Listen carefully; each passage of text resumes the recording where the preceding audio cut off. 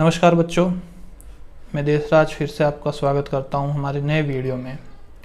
बच्चों, आज हम लोग मल्टीपल लूप और मल्टीपल बैटरीज से बने हुए सर्किट को सॉल्व करना सीखेंगे। ज़्यादातर बच्चे जो है मल्टीपल लूप मल्टीपल बैटरीज के जो क्वेश्चन आते हैं उनको देख करके घबरा जाते हैं और वो लोग किरचॉफ लॉ लगाते हैं। और किरचॉफ लॉ ऐसा है कि उसमें हमारे अगर हमने कुछ भी एक प्लस माइनस में भी गलती कर दी तो वो क्वेश्चन हमारे पूरा गलत हो जाता है, इनकरेक्ट हो जाता है। तो बच्चों, मैं आपको जो मल्टीपल लूप मल्टीपल बैटरीज के क्वेश्चन जो आप आज तक किरचॉफ लॉ को यूज़ में करते हुए आए हैं वो मैं आपको बिना किरचॉफ लॉ के यूज़ किए हुए सिखाऊंगा। बहुत ही सिंपल और एक अच्छा अल्टीमेट तरीका है बच्चों, तो इस वीडियो को आप ज़रूर पूरा देखना। देखिए बच्चों, यहाँ पर हम लोग जो है मल्टीपल लूप और मल्टीपल बैटरीज के 4 अलग अलग केस लेंगे। उसमें से 2 केस तो आपके इस वीडियो में मिलेंगे और अगले 2 केस जो है मैं आपके एक और वीडियो बना करके डालूंगा। तो बच्चों, हम बात करते हैं multiple loop multiple batteries concept के बारे में। तो उसके लिए मैं यहाँ पर केस नंबर 1 लेता हूँ। केस नंबर 1 जो है वो आपके है कि अगर सारी बैटरीज ऑल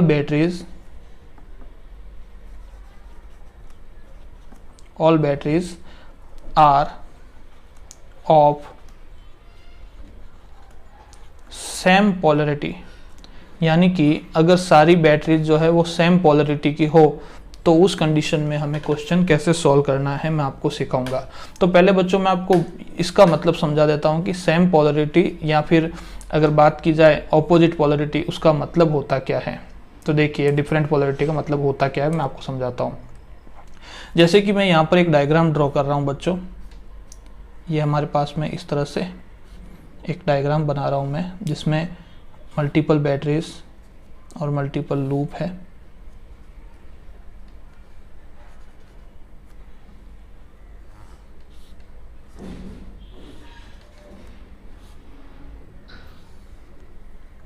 यहाँ पर बच्चों हमने 3 बैटरीज यूज में ली है। इस बैटरी का ईएमएफ मैं E1 ले लेता हूँ, इसका ईएमएफ E2 ले लेता हूँ और इसका ईएमएफ E3 ले लेता हूँ। यहाँ पर रेजिस्टेंस R1, यहाँ पर रेजिस्टेंस R2 और यहाँ पर रेजिस्टेंस बच्चों मैं R3 ले रहा हूँ। अब बच्चों, जब भी हमें इस तरह के सर्किट सॉल्व करने होते हैं तो हम कोई भी एक पॉइंट पकड़ेंगे जो कि बिल्कुल हमें सही लगेगा या प्रैक्टिस के साथ साथ में आपके इसमें इम्प्रूवमेंट होता जाएगा। जैसे कि मैं बिल्कुल बीच में ये वाला पॉइंट यहाँ पर लेता हूँ। इस पॉइंट से मैं करंट फ्लो करता हूँ। इधर वाली साइड पर मैं करंट I1 फ्लो करता हूँ, इधर मैं इस ब्रांच में I2 और इस ब्रांच में मैं I3 करंट फ्लो कर रहा हूँ बच्चों। तो जब भी इस तरह से होगा तो उस कंडीशन में यहाँ पर देखिए बच्चों, इधर करंट की डायरेक्शन क्या है हमारे पास में, जो हमने पॉइंट लिया है ये वाली डायरेक्शन है। यहाँ पर इधर डायरेक्शन क्या है करंट की, I2 की ये है, और I3 की जो हमने डायरेक्शन ली है वो ये है। अब बच्चों हम सेल को देखेंगे, यहाँ पर जो सेल या जो बैटरी जुड़े हुए हैं वो करंट किधर देंगे। जैसे कि ये प्लस टर्मिनल है, माइनस टर्मिनल है, तो इस सेल के कारण जो करंट होगी उसकी डायरेक्शन किधर होनी चाहिए, इधर ही होनी चाहिए। यानी कि जो हमने लिए करंट उसकी डायरेक्शन और जो सेल के कारण जो करंट आती है उसकी डायरेक्शन दोनों सेम साइड में होगी, तो उस सेल को हम बोलेंगे सेम पोलरिटी में। इसी तरह से आप E2 को देखिए, यहाँ पर जो हमने डायरेक्शन ली है और या फिर जो सेल से करंट निकलेगी उसकी डायरेक्शन क्या होगी बच्चों, सेम होगी। यानी जो हमने डायरेक्शन ली है वही डायरेक्शन होगी, यानी कि ये भी हमारे पास E2 भी सेम पोलरिटी में है। इसी तरह से E3 भी यहाँ पर जो है वो सेम पोलरिटी का सेल है बच्चों। ठीक है, अब देखिए बच्चों, जब भी इस तरह का क्वेश्चन आता है तो आप लोग किरचॉफ लॉ यूज में लेते हैं, लूप बनाते हैं, उनको सॉल्व करते हैं। मैं यहाँ पर आपको एक नया तरीका और एक बहुत ही शानदार तरीका सिखा रहा हूँ बच्चों। हम लोग यहाँ पर जो है एक थ्योरम पढ़ेंगे, उस थ्योरम का नाम है बच्चों मिलीमन्स थ्योरम। जो मिलीमन्स थ्योरम है वो थ्योरम क्या है, वैसे तो ये आपके जो है आफ्टर 12th आप ग्रेजुएशन में जो बीएससी वाले या एमएससी वाले बच्चे हैं वो पढ़ते हैं, लेकिन हम इस थ्योरम को यहाँ पर डीपली ना पढ़ करके जो हमें कॉन्सेप्ट समझना है उसी कॉन्सेप्ट को समझ करके हम लोग जो है यहाँ पर इस तरह के क्वेश्चंस को सॉल्व करने वाले हैं बच्चों। मिलीमन्स थ्योरम जो होती है वो सीपीडी पर वर्क करती है। सीपीडी मतलब कॉमन पोटेंशियल डिफरेंस पर वर्क करती है। यानी कि अगर मैं इसका कॉमन पोटेंशियल डिफरेंस का फॉर्मूला लिखता हूँ तो V इक्वल टू जो होगा वो होगा summation E upon R upon summation 1 upon R। यानी कि अगर मुझे इस फॉर्मूले को इस वाले डायग्राम में लगाना है तो मैं कैसे लगाऊंगा बच्चों इस फॉर्मूले को इस डायग्राम में। तो देखिए आप लोग, वैसे ये तो हमने मिलीमन्स थ्योरम जो है वो मैंने आपको यहाँ पर बता दी, मैं इसको ब्रैकेट में बंद कर देता हूँ और हम लोग जो है इस क्वेश्चन को मिलीमन्स थ्योरम से सॉल्व करने की कोशिश करेंगे। ठीक है बच्चों, तो देखिए, तो हमारे पास में यहाँ पर 3 सेल है, तो उस कंडीशन में इसके लिए जो CPD होगा, कॉमन पोटेंशियल डिफरेंस जो होगा वो क्या होगा बच्चों, तो V equal to summation E upon R। तो यहाँ पर हमारे पास में 3 सेल है, तो उस कंडीशन में हम समीशन E अपॉन R को इस तरह से लिखेंगे, E1 upon R1 plus E2 upon R2 plus E3 upon R3। Summation मतलब सम होता है इनका। अच्छा, अब हम बच्चों यहाँ पर अपॉन में जो है समीशन 1 अपॉन R है, इसको हम क्या लिख सकते हैं, 1 upon R1 plus 1 upon R2 plus 1 upon R3। इस डायग्राम के लिए अगर 4 सेल होते तो E4 अपॉन R4 हो जाता, और इसी तरह से यहाँ अपॉन में भी इस तरह से यहाँ पर आ जाता बच्चों। तो यहाँ पर इस डायग्राम के लिए, इस सर्किट के लिए जो CPD होगा वो हमारे पास में ये हमें मिल गया। अब बच्चों हमें I1, I2 और I3 को फाइंड करने के लिए क्वेश्चन पूछ लेता है। तो यहाँ पर आपको मालूम है कि जो सेल है सर्किट के साथ जुड़े हुए हैं, यानी कि यहाँ पर जो है सेल का डिस्चार्जिंग मोड चालू है। ठीक है, क्योंकि सर्किट में जब भी हम किसी को जोड़ेंगे तो करंट फ्लो होगा, तो वो सेल जो होंगे वो डिस्चार्ज होंगे।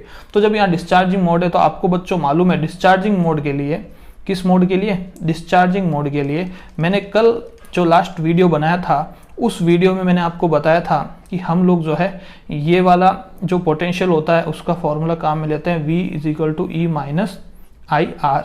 अब अगर हमें I फाइंड करना है तो I इक्वल टू क्या हो जाएगा, इसको इधर भेजिए बच्चों, तो हो जाएगा हमारे पास में E माइनस वी, और ये R जो है नीचे चला जाएगा। तो उस कंडीशन में हमें कुछ इस तरह का फॉर्मूला यहाँ पर मिलेगा। अब बच्चों यहाँ पर 3 करंट है, I1, I2 और I3। तो बिल्कुल घबराने की जरूरत नहीं है, हम यहाँ पर I1, I2 और I3 को आराम से डिफाइन कर सकते हैं। तो बच्चों यहाँ पर अगर मुझे I1 देखना है तो I1 इक्वल टू क्या हो जाएगा, अच्छा ये जो कॉमन पोटेंशियल है तो V रहेगा, लेकिन E की जगह E1 हो जाएगा, R की जगह R1 हो जाएगा। यानी I1 जो होगा वो होगा E1 minus V upon R1। इसी तरह से अगर I2 फाइंड करना है तो बच्चों सेम तरीका है, E2 minus V upon R2। और अगर मुझे I3 फाइंड करना है तो क्या हो जाएगा बच्चों, E3 minus V upon R3। ठीक है, इस तरीके से हम बच्चों यहाँ पर I1, I2 और I3 को भी फाइंड कर सकते हैं।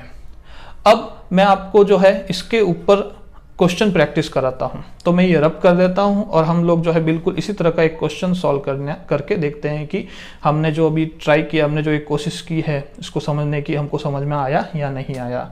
मैं इसको रब कर देता हूँ बच्चों।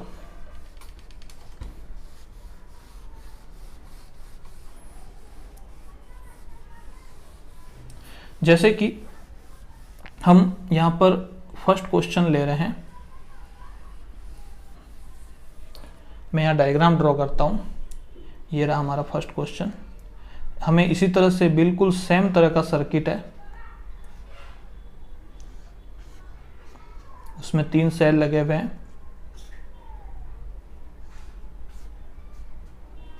और 3 रेजिस्टेंस उसके साथ में जुड़े हुए हैं। अब बच्चों यहाँ पर जो सेल है ये वाला में 10 वोल्ट, ये 20 वोल्ट और ये 40 वोल्ट का है।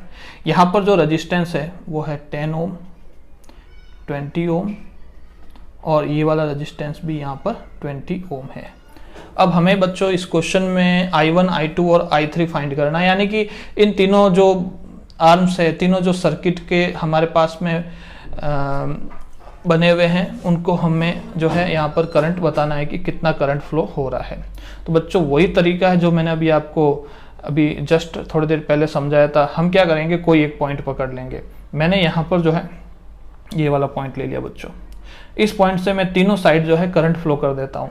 ऊपर वाले में मैं I1 करंट फ्लो कर देता हूँ, इस सेकंड सर्किट में मैं I2 और इस थर्ड वाले में मैं यहाँ पर जो है I3 करंट फ्लो कर देता हूँ। ठीक है बच्चों, इस पॉइंट से। अब देखिए बच्चों, यहाँ पर जो है आप देखेंगे कि पोलरिटी जो है इन तीनों सेल के लिए, देखिए इसके लिए करंट सेल के कारण भी इधर होगा, इस सेल के कारण भी इधर होगा, इस सेल के कारण भी इधर होगा, और जो हमने करंट लिया है उसकी डायरेक्शन भी उधर ही है जिधर सेल का करंट होना चाहिए। यानी कि ये तीनों सेल जो है बच्चों हमारे पास में यहाँ पर सेम पोलरिटी में है। तो जब सेम पोलरिटी में होंगे तो कॉमन पोटेंशियल हम जो मिलीमन्स थ्योरम काम में ली थी उससे हम फाइंड कर लेंगे। तो VCD कॉमन पोटेंशियल डिफरेंस क्या हो जाएगा हमारा, सॉरी CPD बच्चों, कॉमन पोटेंशियल डिफरेंस जो है CPD जो है वो क्या हो जाएगा। तो वही फॉर्मूला हमें पता है, क्या था हमारा formula, summation E/R upon summation 1/R। तो बच्चों यहाँ पर जो है हमारे पास 3 सेल है, तो इसके लिए E1/R1, E2/R2 और E3/R3 करते हैं। तो E1/R1 कीजिए तो क्या हो जाएगा 10/10, E2/R2 कीजिए तो क्या हो जाएगा 20/20, और E3/R3 कीजिए तो क्या हो जाएगा बच्चों 40/20, और अपॉन में 1/R1 plus 1/R2 plus 1/R3, यानी कि 1/10 प्लस 1/20 प्लस 1/20। आप इसको सॉल्व करेंगे बच्चों तो ये हो गया 1, ये हो गया 1 और ये हो गया 2, तो 1 प्लस 1 प्लस 2, और अपॉन में जो है बच्चों आप इसका एलसीएम ले लीजिए, ये 20 एलसीएम आया है तो 2 प्लस 1 प्लस 1, तो हमारे पास में जो V है वो आ जाएगा 4/4, और ये 20 जो है मैं इसको पलट करके ऊपर भेज देता हूँ तो 4 से 4 कैंसिल हो गया, यानी कि हमारे पास में जो CPD है कॉमन पोटेंशियल डिफरेंस है वो क्या आ गया बच्चों 20 वोल्ट आ गया।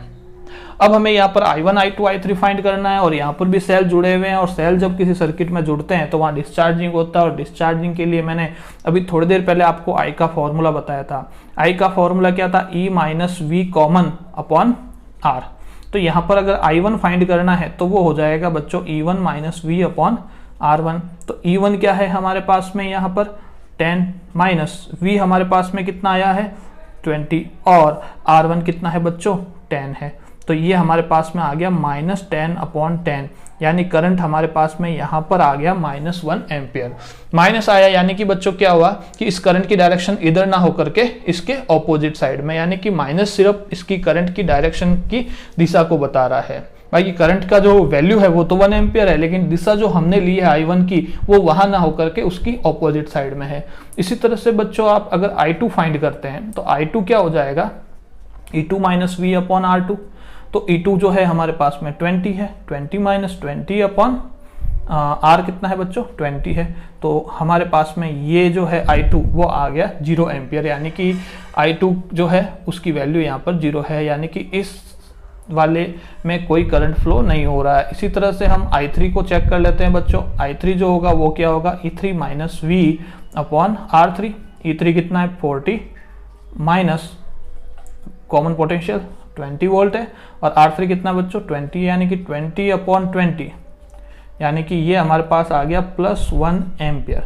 तो ये हमने जो है इन तीनों जो हमारे पास सेल है उससे मिलने वाली करंट को हमने यहाँ पर सॉल्व कर लिया है। अब बच्चों ये हमने जो सॉल्व किया है ये सही है या गलत है, इसको भी अगर आप चेक करना चाहो तो आपको मालूम है हमारा जो किरचॉफ का वोल्टेज किरचॉफ करंट लॉ जो था वो क्या था कि incoming current equal to outgoing current. तो यहाँ पर तो आप देखिए इस पॉइंट से सारी करंट जो है इस तरह से आउटगोइंग है, ठीक है। तो जब इस पॉइंट से सारी करंट मैं आउटगोइंग कर रहा हूँ तो उस कंडीशन में आपको मालूम है I1 plus I2 plus I3 क्या हो जाएगा 0 हो जाएगा। मैंने आपको बताया था शायद 2 वीडियो पहले जो था हमारा उसमें। तो आप देखिए अगर मैं इनका सम करता हूं और इसका जो करंट है वो टोटल 0 आ रहा है, यानी कि हमने बिल्कुल सही किया। तो देखो -1 और +1 और 0, तो टोटल कितना हो जाएगा बच्चों 0 होगा। -1 से +1 कैंसिल हो जाएगा, यानी कि जो हमने यहाँ पर इसको सॉल्व किया है वो बिल्कुल हमारा सही जवाब है। अब चलते हैं बच्चों आगे और करते हैं हम हमारा नेक्स्ट केस। मैं इसको रब कर देता हूं और हम नेक्स्ट केस के बारे में अब बात करेंगे। केस नंबर 2 बच्चों, केस नंबर 1 जो था हमारे वो था सेम पोलरिटी का। अब हम केस नंबर 2 करेंगे, वो होगा डिफरेंट पोलरिटी, या फिर कह सकते हैं कि ऑपोजिट पोलरिटी भी बोल सकते हैं उसको। तो देखिए क्या होगा हमारा नेक्स्ट। तो बच्चों केस नंबर 2 है हमारा, वो है ऑपोजिट पोलरिटी।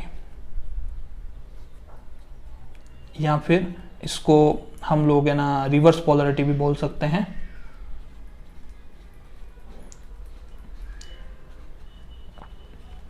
अब बच्चों रिवर्स पोलरिटी होगा क्या, मैं आपको समझा देता हूँ। वैसा ही मैं एक डायग्राम यहाँ ड्रॉ कर रहा हूँ, आप इस डायग्राम को गौर से देखना, आपको इसमें एक चेंज दिखाई देगा।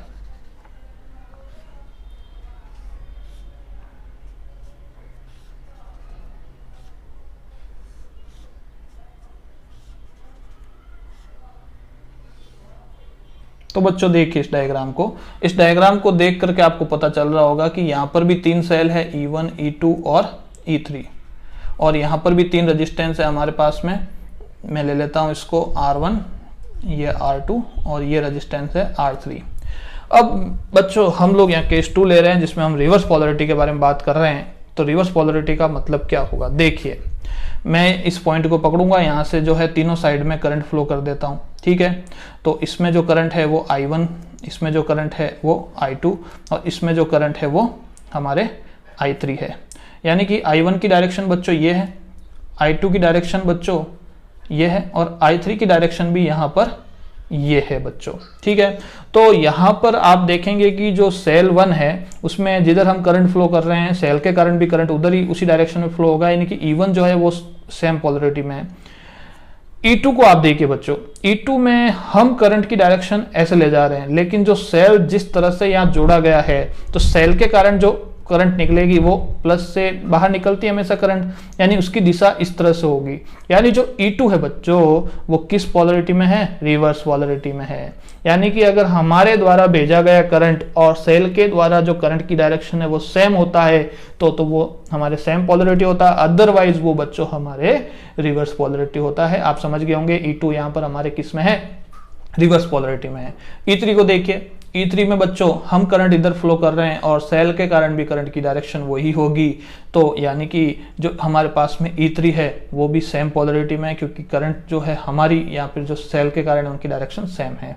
तो कुछ नहीं करना है, जब भी इस तरह का क्वेश्चन आता है तो रिवर्स पोलरिटी में आपको पता चल गया होगा होता क्या है, बस वहां का साइन चेंज कर देना है रिवर्स पोलरिटी का, ठीक है बच्चों।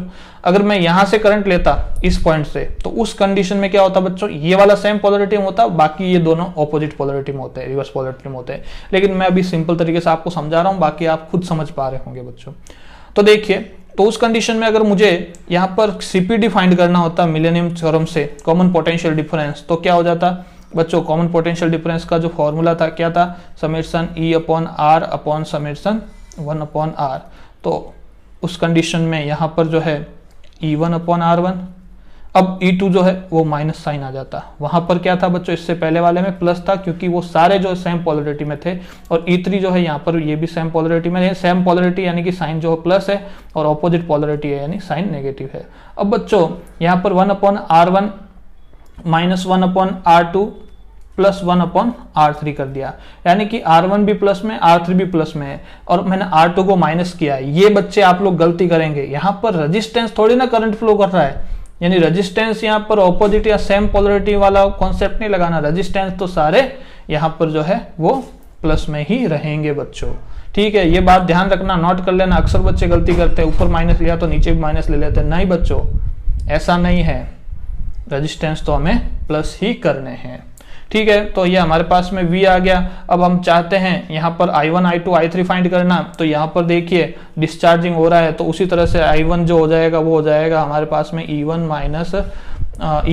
माइनस कॉमन पोटेंशियल जो है V/R1, और I2 जो होगा वो हो जाएगा -E2। क्यों, क्योंकि यहाँ पर जो है ये ऑपोजिट पोलरिटी में है, अपॉन R2। और बच्चों I3 जो होगा वो होगा हमारे पास में E3 माइनस V/R3। आपको सब समझ में आ रहा होगा। चलिए, आपको इसको और अच्छी तरीके से समझाने के लिए मैं एक क्वेश्चन ले लेता हूं बच्चों। उस क्वेश्चन को पहले आप भी कोशिश करना सॉल्व करने की, बाकी हम लोग जो है इस तरीके से इसको सॉल्व करके देखेंगे, और अगर हमारे पास में आंसर आ जाता है एकदम करेक्ट, यानी कि हमने जो ये तरीका सीखा है बहुत ही शानदार तरीका है बच्चों। तो देखिए, हमारे पास में ये एग्जाम्पल है, मैं एग्जाम्पल का जो डायग्राम है वो ड्रॉ कर लेता हूं यहाँ पर।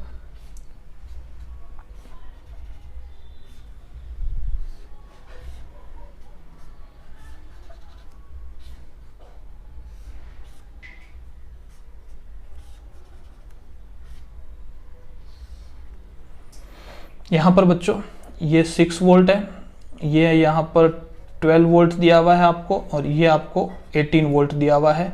ये आपके 2 ओम, ये 6 ओम, और जो ये है हमारे 2 ओम है। आपको इस क्वेश्चन में भी I1, I2 और I3 फाइंड करना है, और आपको मालूम है जब I1, I2, I3 फाइंड करना है तो चाहे तो आप किरचॉफ लॉ लगाओ जिसको अच्छी तरीके से आता है, बाकी मेरे हिसाब से किरचॉफ लॉ से कई गुना अच्छा हमारे पास में जो हमने मिलीमस थ्योरम सीखी है वो है। एक पॉइंट को पकड़ो और करंट फ्लो कर दो। तो इस वाले में हम I1 करंट फ्लो कर देते हैं, इस वाले में हम I2 करंट फ्लो कर देते हैं, और इस वाले में हम I3 करंट फ्लो कर देते हैं। तो देखिए बच्चों, इसमें करंट की डायरेक्शन ये है और सेल के करंट भी करंट इधर ही होगा, यानी कि ये जो है हमारे पास सेम पोलरिटी में है। इसमें देखिए बच्चों, I2 की डायरेक्शन ये है और सेल के करंट डायरेक्शन किधर होगी, इधर की ओर होगी, इसकी ऑपोजिट होगी, यानी कि ये जो है 12 वोल्ट का जो सेल है, 12 वोल्ट का जो सेल है वो हमारे पास में यहाँ पर ऑपोजिट पोलरिटी में है। और जो लास्ट वाला है बच्चों, यहाँ पर I3 की डायरेक्शन ये है और सेल के कारण भी करंट इधर ही जाएगी, यानी कि जो हमारे पास में ये थर्ड वाला है ये हमारे पास में यहाँ पर जो हम एक काम करते हैं, मैं इसको जो है यहाँ पर 3 ओम ले लेता हूँ ताकि हमारी थोड़ी कैलकुलेशन आसान रहेगी। अब सबसे पहले बच्चों हम क्या करेंगे, हम CPD फाइंड करेंगे, कॉमन पोटेंशियल डिफरेंस फाइंड करेंगे। और CPD का फॉर्मूला क्या था, summation E upon R upon summation 1 upon R। तो इसके लिए देखिए बच्चों क्या हो जाएगा, यहाँ पर E अपॉन R यानी E1 upon R2 plus E2 upon R2 plus E3 upon R3। तो क्या हो जाएगा हमारे पास में 6 अपॉन 3।